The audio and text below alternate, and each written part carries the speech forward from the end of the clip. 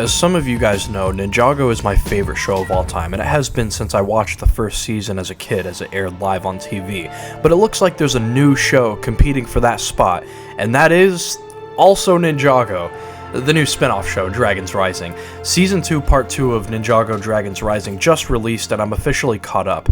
And I cannot glaze this show enough. I think so far, if things keep going the way they're going with Dragons Rising, it could beat out Ninjago as my favorite show. I was initially skeptical when I heard it was all new characters, new writers, new stories.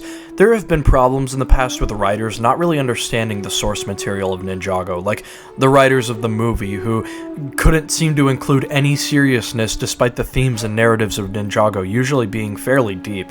It was also a Netflix original show, which, whenever you see Netflix original, that always means severe hit or severe miss. And I'm happy to report Dragons Rising is a huge hit. When I watched season 1 of Dragons Rising, I was blown out of the water. I was jump scared by how good it was. The central plot here is based around an event called the Merge, where all 16 realms merge together, combining into one world and changing entire land masses to fit. Pieces of each dimension are scattered across the lands in disarray in different orders. This causes so many things to happen. From what I understand, it's kind of similar to Marvel's Battle World, I think. After the merge, the ninja have to find each other across the whole mess of worlds, and they end up getting involved with all these different conflicts that break out. They adopt new people with elemental powers into their crew, who lost everybody else in the merge, expanding the team with new main characters. Together, they continue to fight for good. I think the writers here took inspiration from Invincible with how many subplots there are around the merge, and just like Invincible, all the subplots are fantastic. There are so many moving parts that perfectly tie into each other, like, you got Eren, who lost his whole family in the merge and was inspired by the ninja to teach himself spinjitzu, but that's kind of all he can do so far, so he feels pretty limited. He's very naive and pure-hearted and good. Sora was exiled from the Imperium for speaking out against their abuse of dragons, and she's kind of a cooler character who, her powers are have to do with technology. It's like nothing we've ever seen before. It's like nothing we've ever seen before in the history of our country. And then you got Ross, who's this really strong and intimidating villain. I'm really liking him so far. I'm not sure what his motives are yet. It's still kind of unraveling, but he's still a very interesting character. You got Nia coping with the loss of Jay, and then Jay being evil. The evil plot's so tense, and it's clear that they're taking their time with it, which is a common thing with Dragons Rising. Zane is coping with the loss of Pixel. You got Kai training Wildfire, who's like a younger version of him with similar powers. Her attitude is just as fiery as his used to be back in the day, and so Kai takes kind of like a mentor role. And this is the most useful thing Kai has done in 8 whole seasons. They actually gave Kai something to do. This leadership role works so well because it's a satisfying payoff for how immature Kai was throughout the whole show, and so it feels like he's grown up while still retaining the true personality traits of himself. Lloyd also becomes a sensei above Eren, Sora, Wildfire, and everyone else, and he's trying his best to live up to Wu. And I think one of the best subplots going around is Cole's. So, in one of the realms called the Land of Lost Things, it's like a giant junkyard, where the waste of all other realms go to. That's where Cole landed, and he's stranded there with a goblin named Geo, 2 random kids, and a skeleton named Bonzel. See, in junkyards, people find old parts and make new things out of them, which has been a recurring element of the whole show. Back in earlier seasons with Jay and the junkyard, whatever.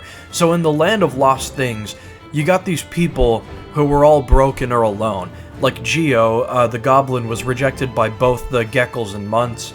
Bonzel is the physical embodiment of a spell that was cast and doesn't have any family or friends. She just kind of became a skeleton being. But in this place, they all take each other and make a family. Just like how in a junkyard, as I said, you take broken parts to make something new. It is so freaking poetic, and I wish they touched a little bit more on that. The main plot of Dragons Rising Season 1 is about the downfall of the Imperium, which is clearly supposed to represent a sort of fascist dictatorship. and Sora is from the Imperium and she opposes them in their ways because they abuse dragons, and just like fascism always does, they exiled her for calling out their wrongdoing. So to protect the dragons and for the good of all the realms, the ninja help take down the regime. And it's not like some overly political anti-fascist piece or whatever, but if you're an adult, you can definitely see the inspiration, and either way, it is really good. The seasons have about 20 episodes at 20 minutes each, like actual seasons, and rather than each season being its own thing like with the original show, there's one cohesive story being told. And from what I understand, they have the storyboard mapped out from the beginning, and they're following that whole thing up to the end.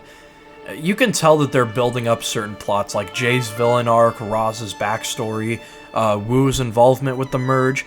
It's like a slow burn that will flesh out all the details, and each episode's just keeping me on edge. I can't wait for the third season's release already.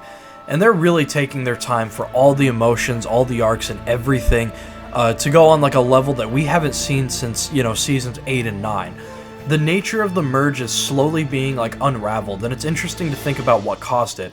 They pass over so many parts of realms that we've never even seen, and it really captured that feeling for me that the Ice chapter of Season 11 kinda did, the fantastical whole new world to explore, because the realms are so diverse. I mean, one minute you're in a mythical forest, the next you're in a bunch of mixed up cities from different societies trying to function as one place, and then you'll be in a realm that's basically an endless office building, in a whole industrial ass place. And the new characters and their new powers are very unique. So far, this show has actually taken elements from regular Ninjago and has made them better. Dragons have always been a big part of Ninjago, but it felt like they were mostly used for symbolism and with little purpose. In Dragons Rising, they're given a lot more purpose, they have connections to the merge and connections to some elemental powers. And then Lloyd had that arc in Season 7 of trying to step up and lead the team, and it kind of flopped with most other things in Season 7, but here, in Dragons Rising, they reworked that narrative to be much better. Another thing they improved on is, well, this is a very small thing, but they retroactively gave Kai the grief for Nia's merging with the sea that he should have felt and crystallized. The writing here is just top tier. It's even going back and fixing old things. The fight scenes are really good. There's still a lot of funny bits. They still keep some of the same goofy humor that I liked about the originals, and everything I've seen so far is top tier.